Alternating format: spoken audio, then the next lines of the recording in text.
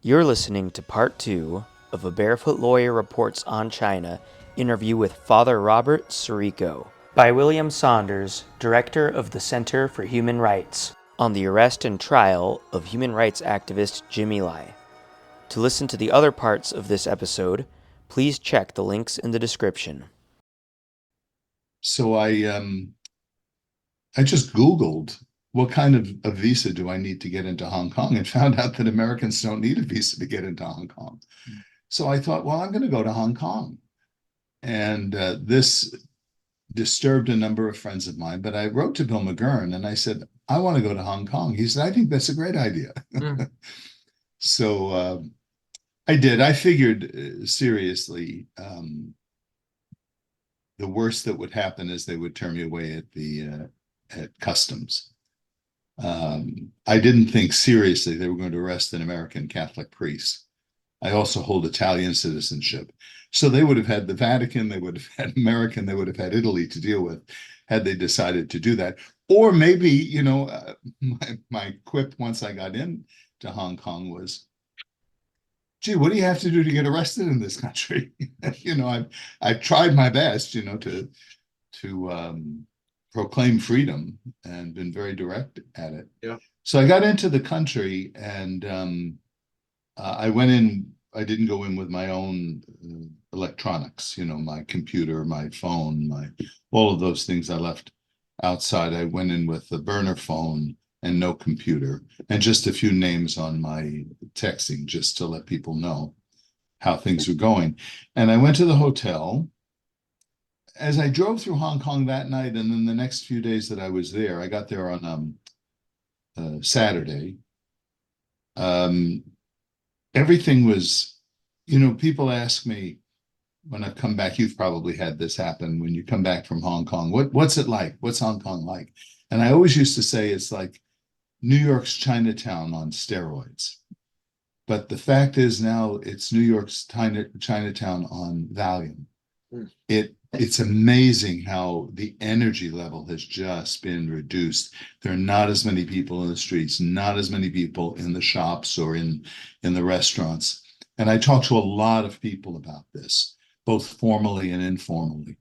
And they all agreed that something has happened, and it began before COVID. This is not just, I'm sure COVID has had its own effect on Hong Kong, the way it's had its effect everywhere. Mm-hmm. But this was before. They were already removing kids from schools and going abroad. There are a lot of people that already left. And then a lot of mainland Chinese coming in. I could see that even in some of the restaurants. I don't speak Mandarin or Cantonese, but I can hear the difference in the two languages. And I can also see the difference in the culture. It's kind of like to put a mainland Chinese person in the middle of Hong Kong is like putting a Brooklyn kid in the middle of Kansas. It just stands out. And the conclusion I came to, based on these conversations with a wide variety of people, was that slowly but surely, the communist government is taking over the various parts. Now, it's not North Korea yet. It's not mainland China yet. I'm talking about Hong Kong. But it's very much on its way there. People whisper when they talk about things that they think might result in a reaction.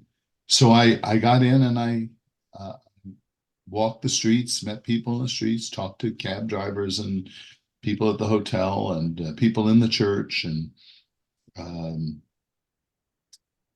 looked to see if I was being followed, and didn't seem like I was. And then I went to the court, to the trial itself. I had not notified Jimmy that I was coming, nor Teresa, because I didn't want them to be compromised in any way.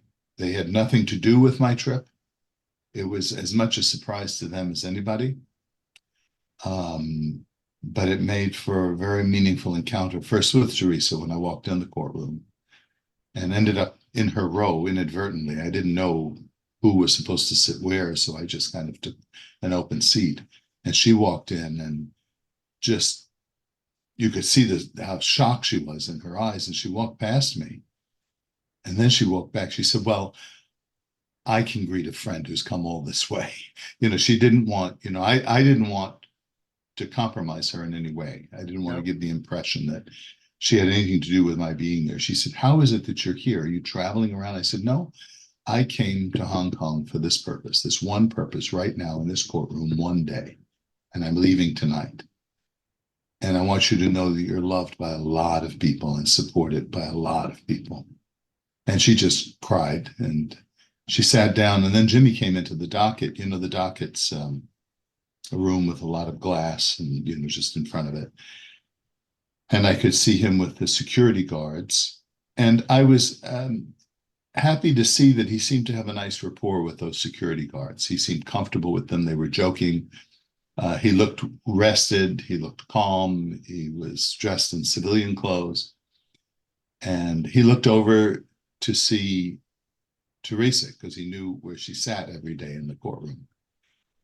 And greeted her, in the Asian greeting where you put your hands in front of your face and you bow slightly. He greeted her that way. She greeted him that way. Mm. And then his eyes kind of wandered over and saw me, and he just was shocked, completely shocked. And he did the same thing. He put his hands in front of his face and bowed toward me, and I just made the sign of the cross in the air. And he began to cry, and I began to cry. And then I just sat through the proceedings, which are, like legal proceedings, very boring. Yeah. And I could comment on that, but I'm not a lawyer, so leave that up to his lawyers to deal with. The three judges. Two of them appeared Caucasian women, and one of them was Chinese. And the proceedings were all in English. There were some announcements in Cantonese at the beginning, just basic, housekeeping announcements. And proceedings just went on, filing documents and putting things into the record, that kind of thing. So you were there for that court session? Did that last all day, or? It did.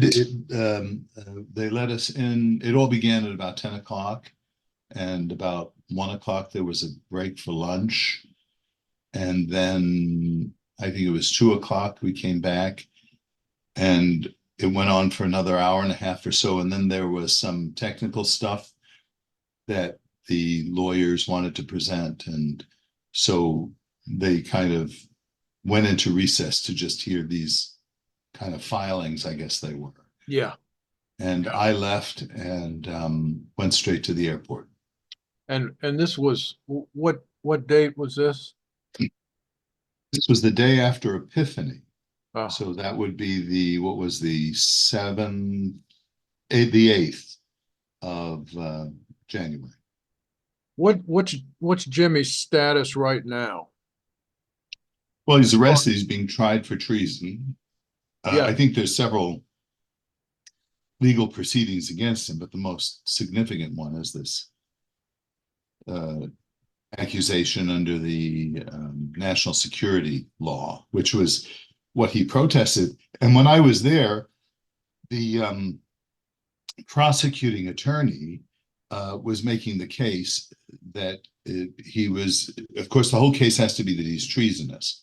And so what he was doing to establish the treason was to read off a series of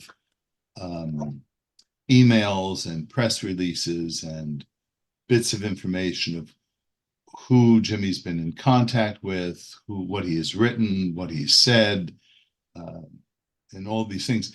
And basically, there was nothing that I heard, that entire, I think it was 32 pages of this accounting that this lawyer was proceeding with. And there was nothing in any of that was what you would call conspiratorial. It was what he wrote in newspaper articles, what he said to friends, encouraging, people to protest the national security law, especially the expedition,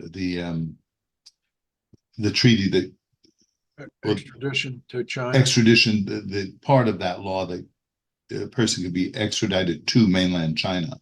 Yeah.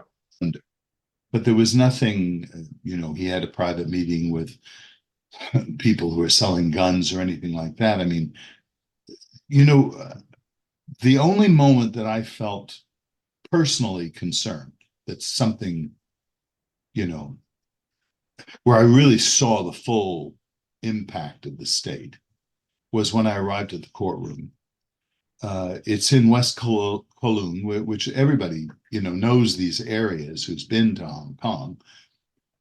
And when I arrived, the entire building is encircled with barricades, and every few feet, there's a police officer with a machine gun. And this is the entire block is wrapped around that way. And then if you look across the street, you can see that there are kind of tents or squads of police officers with machine guns and some, I don't know, some kind of riot gear or something, on the side as auxiliary, as though something is about to happen. Just the presence of this police presence there was intimidating. Yeah. And I got out of the car and I had to walk through a gaggle of maybe 30 or 50 newspaper reporters and paparazzi. And they seemed very interested in the priest who was not Asian showing up. So I knew my face would be in the press, which was one of the reasons I had planned to leave immediately after the proceedings. And then you had to go through security checks and things like that. That was the only time. I mean, I had this real sense of claustrophobia that I was entering into the belly of this beast that was holding my friend. When I was sitting in the antechamber to the courtroom, a journalist came over and she told me she's from Bloomberg. Mm-hmm. And she said she wanted to know if I was one of the people one of the priests who had signed this letter asking for the release of Jimmy Lai. And I said to her, that letter was actually not signed by priests, it was signed by bishops and cardinals. And I said, I did not sign that because I'm not a bishop or a cardinal, but I helped to organize it. She said, oh, really? I said, yes. She said, well, who are you? What are you doing? I said, well, I produced a film on Jimmy Lai called The Hong Konger, which she knew about. And she said, you're the producer of that? I said, yes. She said, you're very brave to be here. I said, ma'am, if you want to see bravery, go inside that courtroom and look at that man in the dock. That's bravery. I mean that very sincerely, so she asked if she could interview me, and I did interview with her on the condition that she not release the interview until after I left the country, which she observed. Yeah, it's hard to think of a braver person than Jimmy Lai, although I must say, Father, to go through that took some courage yourself. Not really. I didn't feel that way. No, Jimmy's courage, and I think what it speaks to is the philosophical commitment, the moral commitment he has to this. And this is the thing that I think people need to understand. If you understand only one thing about this case, he could have left. He has a British passport. He has homes in any number of countries around the world. He has enough money to live without, any money coming from China or from Hong Kong. And he chose not to. That's the bottom line. That's the kind of man that the communists are dealing with.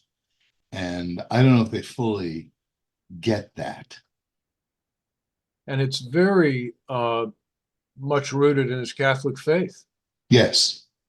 I think his Catholic faith has sharpened the clarity of his vision on this.